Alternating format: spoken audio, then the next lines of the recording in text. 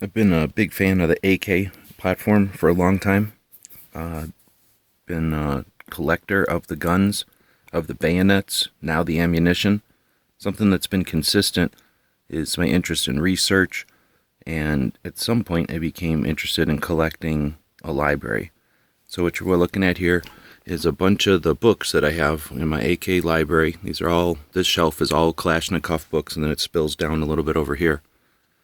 Most of these are individual issues, except for this here, which was the first thing that I actually spent money on in my collection, and that's the Tokoi book, it's called. So this is a book, a picture book from 1991, and we'll take a look at this. This book came out in 1991. With it came an English translation. Later, quite a few years later, they came out with a Chinese copy of it, and we'll take a look at all of these. I'm pulling them all out. I forget what year this was, but if this was 91, it was quite a few years later. They're chronological order here. So let's take a look at the Tokoi book, the translation, and the Chinese copy. Alright, so the Chinese copy is sort of a more square shape. And then the actual Tokoi book has a cover, a color cover, which is identical to the black and white inside.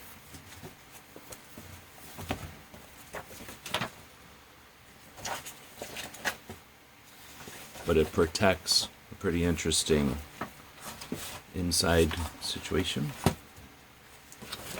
Alright, so the Tokoi book is 168 pages, and it is in Japanese. 100% in Japanese. So, we got this Tokoi translation, which was distributed, this one was distributed by a place in Boston. There are more than one translation out there.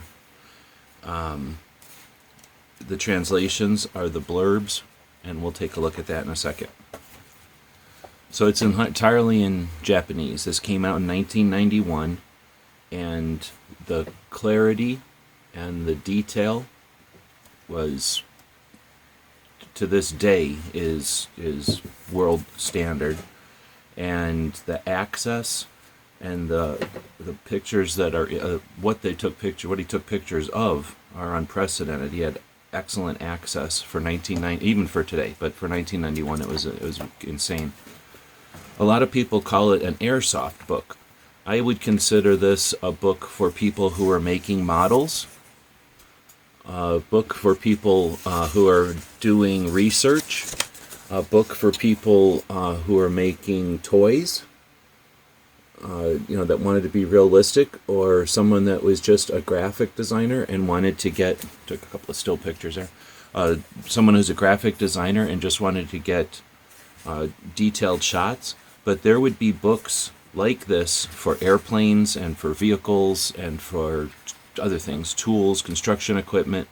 This type of book is a resource and very well done. The photographs, and again, the obviously new Kalashnikov, the candid shots and the modern shots for 1991. And then you can see, these are pictures from 1991, published in a book, taken with a regular camera. You can see how the style lives on today, because the first internet people were emulating these photos often.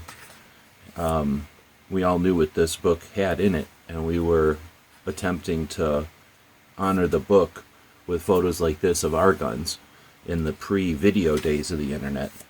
And just a great book. So as I'm thumbing through it here and saying how great it is, what we're looking at is great photographs in scale with high detail and in full color on a stark white background. Then there's the descriptions, which again, all these blurbs, you could get the translation out and figure out what all the translations are. But the the order of the firearms go from the prototype AK-47s in Russia, and then if we look at the top left page, in the only thing that is in English, I guess, is the state or the country that it comes from. So we see that the first, I don't know, 36 pages, 34 pages are Russia, Soviet Union, and then they start to go to the outliers, the communist bloc. So you've got Albania, photographs of Albania guns, Bulgaria, and we all knew there's quite a few Bulgarians, versions of the AK. Here we go. German, so you got East German.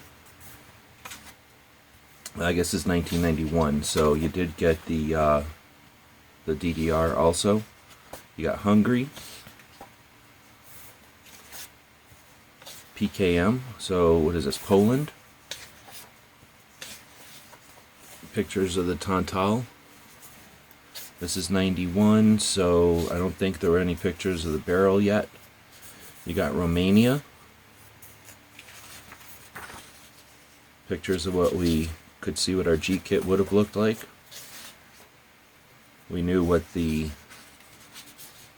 We knew what the Draco was. Then you've got the Czechoslovakian VZ-58 included. So why do people consider it an AK? Well, why not? Because since 1991, it's been included in the nomenclature, in our research. Then you got Yugoslavia, and you can see that some of these are pictures from like the International SHOT Show type of event. Some of them are from museums, and then often they're just specimens, well lit and backgrounds removed, so that if you're doing any kind of art or rebuilding or setting up a battlefield thing or trying to get your markings correct, we have markings for the trunnions, we have markings for the selectors, we have dimple placements, rivets, shapes of the stocks, the pistol grips. Now, not every variation, and I'd say in 1991 no one really thought about variations, but at least the spectrum of the number of countries, because now we're getting into China, the number of countries and the number of models in each country. Get through China and through the even the SKSs and the ID1, then you get to Finland and all the different versions of the Finnish versions. Israel, again, great pictures. South Africa, which are almost rarely included, but were variants of the Israeli ones. Italy, that's interesting, but that's a 22 long rifle, so a clone included in here. Then you get this Sweden and India, the INAS or whatever it is. Denmark, okay, I don't know what that is. And now we get to the good stuff. Now, there wasn't enough of it, but at least Tokoi in 1991 included the comparisons of ammo, the types of ammo, and then some information through pictures of the variety of storage and use of the ammo to some extent. I mean, very briefly in one page, but gives you some idea that the bullets aren't just an aside, that there's stuff to learn about with the bullets. And then the bayonets. So I don't own a Type 81 anymore, but I do own everything on this page. That's pretty neat. I never thought about that before. But at this moment, I had at one point owned everything on this page. I've sold this one to a collector, but I still own everything on that page. That's pretty cool. I never thought about that before. I should have done a picture while I still had the Type 81.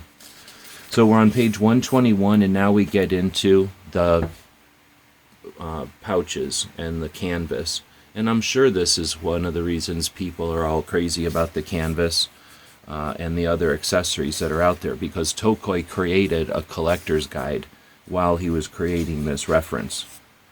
So now you get into optics, and then the manuals. So this is a book that photocopied the manuals, shrunk them down, and has them here, again, because you can't read the manuals anyway, they're in Russian. And but you get an idea of what was in them and what was involved, what they explained in their manuals, and gives you another element, another aspect as a researcher, as a artist, or as a designer. Stuff like this is incredible. This is 1991, and it's published. It's high quality. It's a great book, and I'm curious. I wonder if I have this manual. I've never been a manual collector, but I do have some of them. It's a really good manual, actually. So we're getting into the 160 pages, and again, that kind of shows just how inclusive that manual was. It went into zeroing and cleaning and all different kinds of disassembly down to gunsmithing, too, technically. Oh, there's a couple of different manuals there, I see. So that's the Tokoi book, and they're very rare. I don't know how many were printed. They were printed, does it even say in English? No. No, not really. So, I have no idea. It says copyright 1991 down here. So, but it doesn't really say how many were made. I'll have to do some research, and I don't know if I remember if I ever found out how many of these were made. But this is the Tokoi book, and the reason I'm doing a video is because this is going to introduce a series where we'll dig into the books of the Kalashnikov. This probably wasn't my first book. I'd have to do some thinking about what my first AK book was. But this one was certainly the one that I paid $300 for, so I remember buying this book. This book was $300 back in the day, and it was a decision. I didn't have a ton of money, but I bought it, and it got me hooked on the bayonets and on the rest of collecting, and I didn't ruin it or nothing, but it definitely gave me the incentive to do what I did online, creating the buyer's guides and working on various iterations of sharing research on the Kalashnikov beyond what's in the book. Nowhere near the quality. If you want to get some of the quality of this, we'll definitely talk about some other contemporary photographers who have access. Rob has access like Tokoi did, but has zillions more pictures than this. His books are available print on demand, and they're very similar format. In fact, it'd be interesting to talk to him. I bet you he's influenced by this quite a bit. So that's the Tokoi book. I'll quickly mention again, there's the translations. I have no idea if these are available anymore.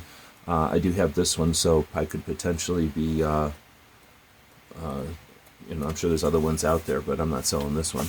Then this is the Chinese version. So as a librariist, a Kalashnikov librariist, is that what we're called? People that collect AK-47 books. I already own this book, so I had to kind of own this one. And it was cheaper. I think it was like $50, and it looks like it's got this little wraparound. Now, Tokoi, I don't know if it's actually that dude or if it's the company or what's going on, because I can't read Japanese. But this is a Japanese thing. This was a Chinese version of it. They did their versions of all of the Japanese ones. So somewhere in here I'm going to find, I thought there was pictures of the other Tokoi books. So Tokoi did books on the M16 and some other guns. I think I might own an M16 one, or I own this one in M16, I think. But because you couldn't get this book, somebody decided to do this reprint, and I don't think anybody complained too much. They were only $50. The pictures are a little smaller, but you get, in essence, everything you got in the Tokoi book. And it's still the same. It's just that they added this blue line to the outside for no reason. I don't know if this is something else. Maybe this is Chinese instead of Japanese. But otherwise, it's a complete recreation of the Tokoi book.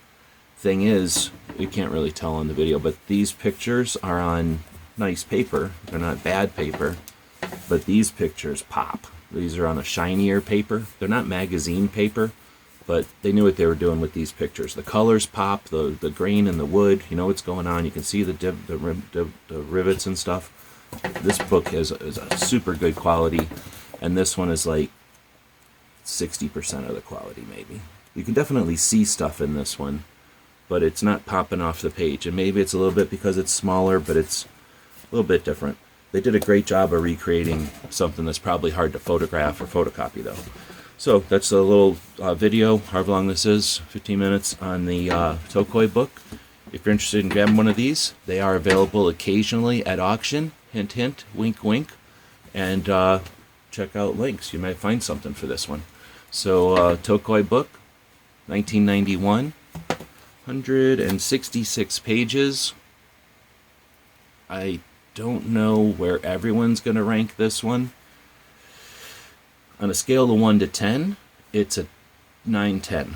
Depending on your criteria, what you're using it for, it's a 9 or a 10. It is one of the best resources. Top 10 for sure. Top 3 probably for everybody. Top 3 books on the AK. Definitely if you're building or using, you need to see what the AK is all about in good detail. This is the best book. The only negative on it is the cost. So if you're a collector and you're interested, it's a great book. For everybody else, try to grab one of these. And for everybody else, just go find another book. There's tons of newer ones that are printed that don't have as many pictures, and they're not as cool, and they're not as efficient. This one's very efficient. It's only this big. It's hardly bigger than a magazine. And you saw there was nothing extra in here. It's just pictures of AKs, nothing else, literally nothing else. The new ones are going to be, they're going to try to do more, and they're going to end up being this thick and hardcover, and they're going to be kind of boring, and the pictures are going to overlap over the pages. They're going to be cheaper, and you're going to be available, but they're not going to be the Tokoi book. Anyway, I'm going to give it a 9 out of 10, 10 out of 10. Let me give it a 10 out of 10. Every other book has to keep up with the Tokoi book, in my mind. But as far as the rest of everybody, I don't know, give us some feedback in the comments what you think of this book in relation to the other Kalashnikov books out there. As a book, it's a pretty good book, but in relation to the other AK options, the other resources we have out there, where do you rank the Tokoi book? Thanks for tuning in. Looking forward to the comments. Till next time. Thank you for supporting our projects. If you'd like to buy us a cup of coffee, check out our Patreon channel. The guys and gals at gunwebsites.com encourage you to take a CCW class every year, practice at least once a month, and carry every day. Thank you for watching gunwebsites.com.